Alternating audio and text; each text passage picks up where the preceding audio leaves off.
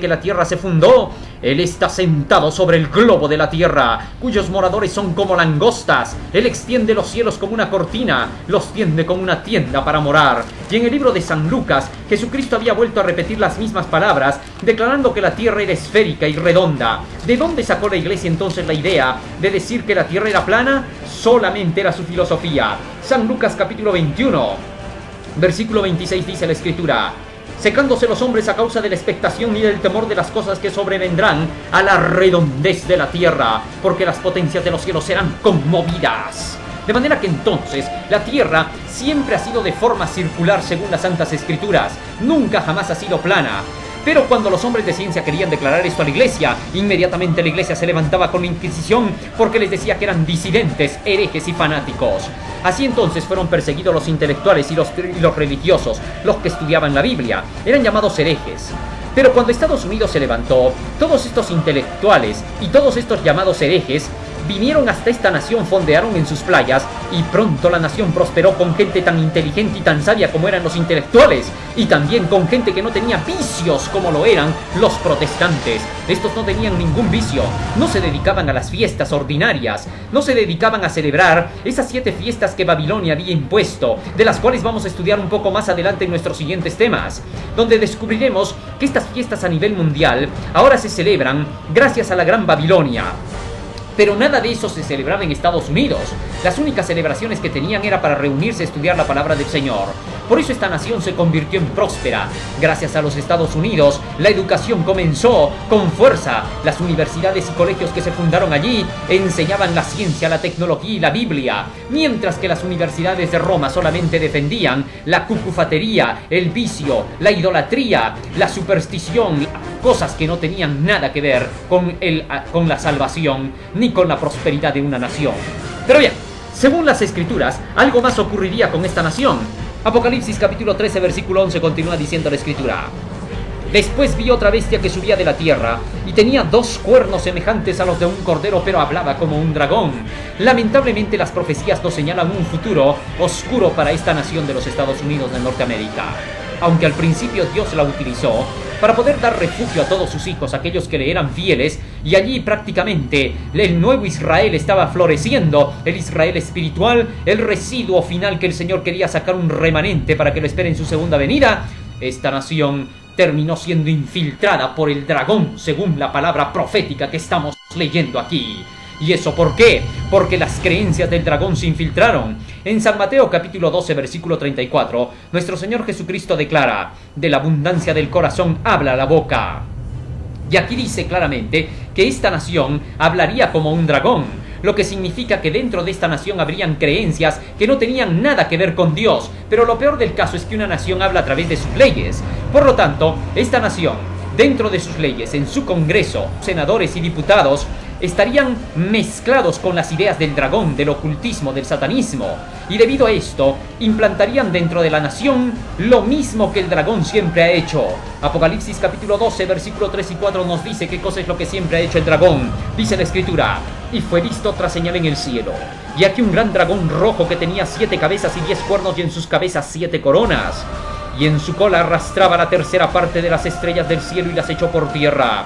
Y el dragón se paró delante de la mujer que estaba para dar a luz, a fin de devorar a su hijo cuando hubiese dado a luz. Y ella dio a luz un hijo varón, el cual había de regir a todas las gentes con vara de hierro. Y su hijo fue arrebatado para Dios y para su trono. Sin duda el hijo aquí de esta mujer representa a nuestro Señor Jesucristo, que fue arrebatado para Dios y a su trono. Él dice, Apocalipsis 3:21: al que venciere le daré que se siente conmigo en mi trono, así como yo he vencido y me he sentado en el trono con mi Padre. Sin duda que es Jesucristo. La mujer aquí representa a una iglesia. Efesios capítulo 5 versículo 23 dice claramente el texto bíblico que la mujer es representada por la iglesia, porque el marido es cabeza de la mujer, así como Cristo es cabeza de la iglesia. El marido acá es presentado como Cristo y la iglesia como la mujer. Por tanto, entonces aquí se trata de la iglesia, pero esta es la iglesia del Antiguo Testamento que estaba esperando embarazada por 4000 años la llegada del Mesías, que había sido prometida en el jardín del Edén. Así, la iglesia judía había esperado el nacimiento de su Mesías. Pero acá dice la Biblia que el dragón estaba esperando para que nazca. Apocalipsis 12:9 dice: y fue lanzado fuera aquel gran dragón, la serpiente antigua que se llama Diablo y Satanás, Aquí es el satanismo entonces representado, el ocultismo, el paganismo, que en los días de Jesucristo estaba representado en la Roma pagana, quien quiso deshacerse de Jesucristo a través de Herodes y a través de Pilatos. Pero que finalmente Cristo resucitó, salió de la tumba y fue a sentarse al trono de su Padre. De esta manera fue como el dragón no logró sus propósitos. Pero bien, lo que nos interesa, las características del dragón son perseguidor y asesino. Perseguía a la mujer y quería matar a su hijo en cuanto naciese. Así también la nación norteamericana de los Estados Unidos se convertiría en un poder que pronto perseguiría. ¿Cuándo? ¿Cómo? ¿Dónde? ¿Por qué? Vamos a verlo ahora. Apocalipsis capítulo 13 versículo 12 dice la Escritura: y ejerce todo el poder de la primera bestia en presencia de ella, y hace a la tierra y a los moradores de ella adorar a la primera bestia cuya llaga de muerte fue sanada. Según la profecía bíblica, para que esto sucediera, las dos bestias tendrían que unirse, la primera y la segunda bestia. Curiosamente, esta segunda bestia se uniría con la primera, quien tanto odiaba.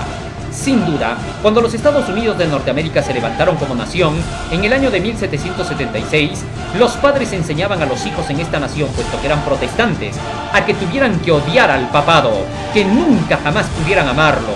¿Qué cosa es odiar al papado?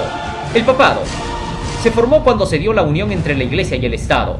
Cuando la Iglesia y el Estado se unen, la Biblia nos presenta que nace inmediatamente el hijo de perdición. Segunda de Tesalonicenses capítulo 2, versículo 3 y 4 dice la Escritura: no se engañe nadie en ninguna manera, porque no vendrá sin que antes venga la apostasía, y se manifieste el hombre de pecado, el hijo de perdición, oponiéndose y levantándose contra todo lo que se llama Dios o que se adora, tanto que se siente en el templo de Dios como Dios, haciéndose pasar por Dios.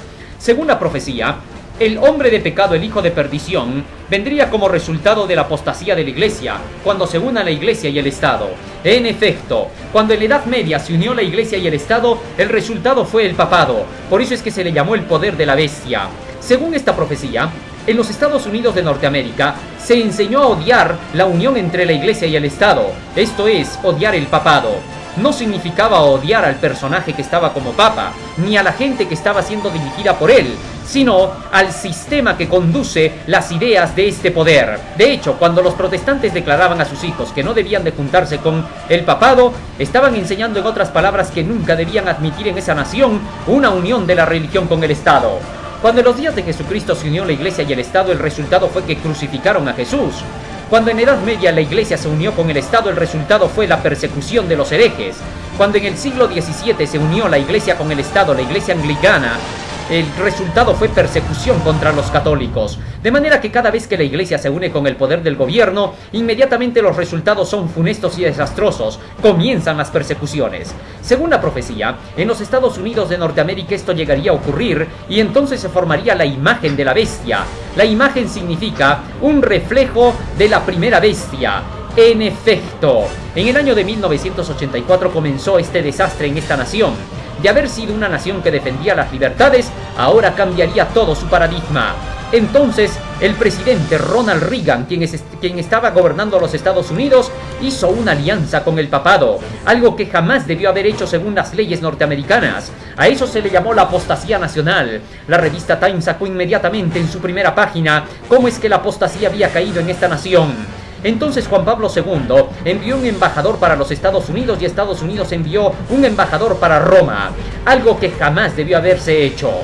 El resultado: la Iglesia y el Estado entonces buscaron la unificación. Desde entonces Ronald Reagan declaró: es necesario que la Iglesia y el Estado se tengan que unir. Hay que darle una oportunidad a Dios que gobierne la nación. No debemos ser orgullosos sino humildes. Sin duda parecía sonar muy bonito, pero esto es contrario a lo que dijo Jesucristo: dad al César lo que es del César y a Dios lo que es de Dios. La política con la política, la religión con la religión. Estas dos no pueden jamás juntarse, puesto que el resultado sería persecución, muerte y asesinato. Pero esta nación, según la profecía, dice que le daría todo su poder y su autoridad a la bestia, a la primera bestia cuya herida mortal fue sanada. Como hemos visto, el papado en el año 1929 firmó el Tratado de Letrán con Benito Mussolini, y desde entonces nuevamente se reconoció a este poder del Vaticano como una nación. Así la herida comenzó a